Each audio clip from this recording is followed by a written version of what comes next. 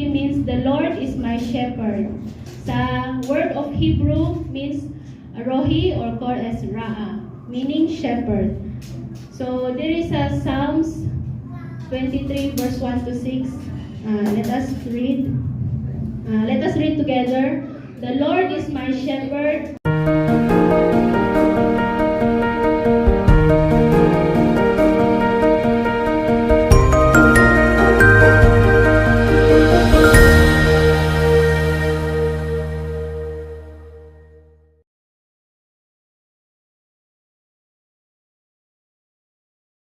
Means the Lord is my shepherd. Sa word of Hebrew means rohi or called as ra'a, meaning shepherd. So there is a Psalms 23 verse 1 to 6. Let us read. Let us read together. The Lord is my shepherd, I lack nothing. He makes me lie down in green pastures. He leads me beside quiet waters. He refreshes my soul. He guides me along the right paths for His name's sake. Even though I walk through the darkest valley, I will fear no evil. For You are with me. Your rod and Your staff, they comfort me. You prepare a table before me in the presence of my enemies. You anoint my head with oil. My cups overflow. Surely Your goodness and love will follow me all of the days of my life, and I will dwell in the house of the Lord forever. Amen. Okay, let us pray. Yes, Lord, thank You, Lord, for this chapter, Lord, for this verse, Lord, and I pray that in this morning, Lord, as we're going to read through this and understand through this chapter, Lord, I pray that, Lord, You will give us the wisdom, Lord, and be able to understand the message that You want to reach out to us in this morning, Lord, and at the same time, we're able to share to others, Lord, especially for the non-believers, Lord, that what's the meaning of the shepherd, Jehovah Rohi, Lord. Thank You, Lord. In the mighty name of Jesus, I pray. Amen. So, sa pagbasa na to sa Salmo 23, no? Diri, makita ka kanang si David na siya kanang close yung nga relationship dito sa Ginoo kay o kanang ang kaning whole verse verse 1 to 6 kanang mao na speaking about calmness kanang mahatag jud ang say calm sa Bisaya kanang calm nimo mahatag Ginoo nimo kanang calm kanang kalma sa imong kalma jud imong kinabuhi kay pareha kanang He makes me lie down in green pastures. He leads me beside quiet waters. Kanindot anak kanang nasa daplin ka sa kanang river niya makahigda pa ka kanang kalma jud ang imong kinabuhi kung di tuo ka jud kas Ginoo. Nya makakita pud ka diri sa Salmo 23 no kanang God provide David's what he needs kanang pareha kanang gingon, You prepare a table before me in the presence of my enemies. So bisan kanang naay kanang mga kaaway pero nag-andam jud gihapon si Ginoo kanang prepare himself pausa kanang mo fight sa kanang iyang enemy. So mo napakita kanang pausa ang pagkamaayo sa Ginoo sa atong kinabuhi as a leader, as a shepherd na kanang siya ang mo'y kanang atong head, atong shepherd kanang mo lead us into the right way kanang mo modala siya sa atong kinabuhi sa kanang sakto jud nga dalan dili jud kanang syempre ang Ginoo kanang dili mo ingon ato ka diha pero dili kanang ang kanang nga dalan is kanang dili maayo pero syempre modala siya nimo dito ato sa may sakto nga dalan di ba mao na kanang kihalan we need to read the word of God so we will know what is the right way to go, especially go closer to God. Amen? So as we're going to talk about God's authority as Jehovah Rohi, usay yung otoridad sa as a shepherd diri sa ato So, nagahuna-huna ba mo ka ng Ginoo sa imong kinabuhi? Does He really care about us kanang labi kanang naa sa kanang time sa kalisod difficult ka, kanang naakay kanang nakaagi ka o kanang kalisod jud sa imong kinabuhi, kanang hangtod lang moingon jud ka asa man ka Ginoo or kanang naara jud ka sa akong kinabuhi, kanang did you really care about me? I'm in a hard time, I'm in a difficult time. So naa ka sa akong kinabuhi, nagkanangutan na kay mo kaugalingon. And kanang labi ka nang naakay kinahanglan, kanang especially physically, kanang labi ka ng mga butang sa kalibutan mo yung ngano wako ani. Pero sa tinuod lang, God cares about us. He cares about our soul and our physical needs. So ang Ginoo mo care jud siya sa ato kay kanang di ko mutuo kanang sa pagkaalagad mo sa Ginoo wala jud mo kanang nakaagi o kanang miracle sa Ginoo sa inyong kinabuhi. Syempre naabaya kanang sa testimony ninyo mao na kanang sa as you share your testimony to others, that's what miracles God done in your life. That's what He have done that to show that He really cares about you. So and just pareha sa aning picture on He care us just like the shepherd care for his lamb, for his sheep.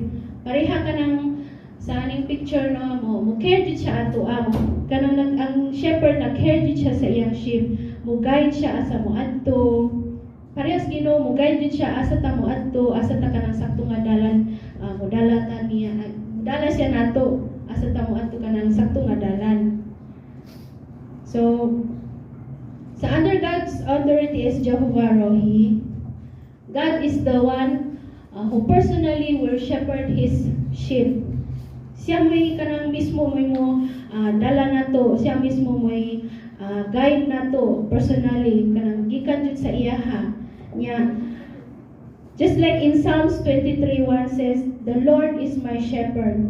So kanang as a shepherd, nag-care jud siya sa iyang mga tao, nag-carry jud siya sa atong kinabuhi dito dool sa iyang kasing-kasing kay kabalo jud siya unsa atong kinahanglan sa atong kinabuhi. Just like in Isaiah 40:1, He tends His flock like a shepherd. He gathers the lamb in His arm and carries them close to their heart. He gently leads those that are with young. So pareha sa kaning Isaiah 40:11 kanang nag-alaga jud siya siya mga kanang mga sheep niya, kanang iyan gi gathered sa tanan nga sheep niya, iyan jud kanang isayang kanang kasi alaga niya iduol jud sa kanang sa ato sa iyang kanang kasing-kasing kanang maka feel jud ta niya sa iyang presensya sa Ginoo niya, muli jud siya kanang kinsay kanang those that are with young kanang bag-o pa jud siya sa especially bag-o jud siya sa kanang sa Ginoo kanang wa pa kayo kanang kaalam bahin sa Ginoo, mo care jud siya na sila kanang mao na kihalang we also as believers, it's also one of our obligation to care for the new believers, care and bring them, guide them into the word, into God, and share them the truth word about God. Amen. So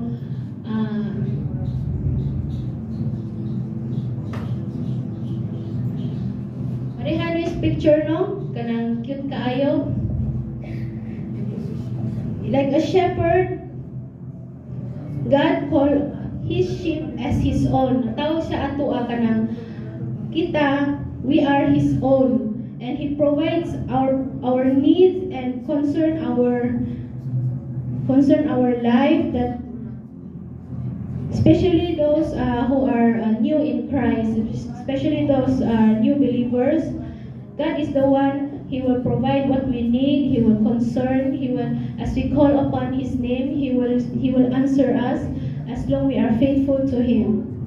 And for example, now what He did, that He brought Israel back from Babylon by sending Jesus Christ as the good shepherd to lead his flock, and this is what he continues to do as he add new sheep to his fold. So, mo nang gibuhat sa Ginoo, nag-send jud siya si Jesus Kristus kanang as murag pud as a symbol pud sa ni Ginoo kanang Jesus Christ is a good shepherd, and siya mismo mo lead iyang mga tao, siya mismo mo guide iyang mga tao ato duol sa niya. And labi ka ng kabalo siya kita nun as a human na adjud ta ka ng weakness, makasala jud ta, mo na mo carry jud siya sa atong kinabuhi sa iyang kamot niya. Ang iyang gihimo walay lain Ginoo makahimo ana. Siya ra gid, because he's a living God, he's the Jehovah Rohi is our shepherd. He will guide us and he will bring us to him. Amen. And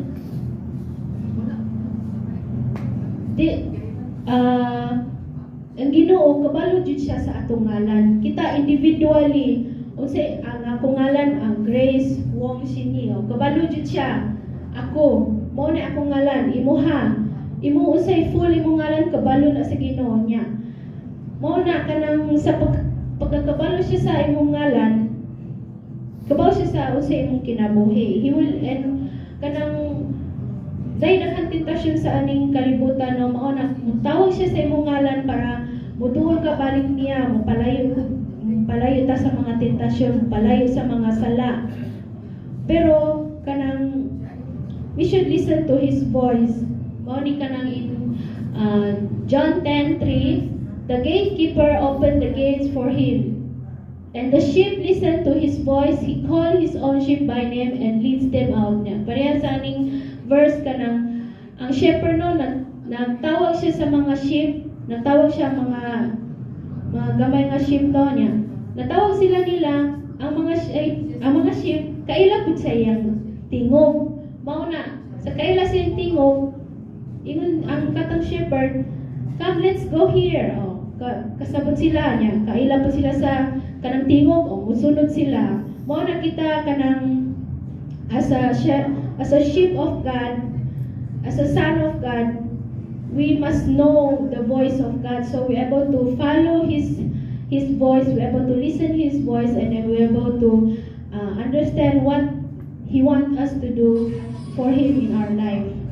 Also here in John 10:14-15, I am the good shepherd. Jesus said, I am the good shepherd. I know my own, and my own knows me. Just as the Father knows me, and I know the Father. Mao na kanang si Jesus, kabalo siya ang tingog sa iyang amahan. Mao na kanang kita pud gihalan kanang kabalo ta unsay tingog, kanang muminaw ta sa kanang tingog sa Ginoo nya. Pareha kita no mga tao, kabalo ta atong tingog sa atong mga parents, sa atong mga igsuon, sa atong mga amigo. Inigtawag sila nimo, mutubag ka, alanganin ka lang mo yung Grace niya,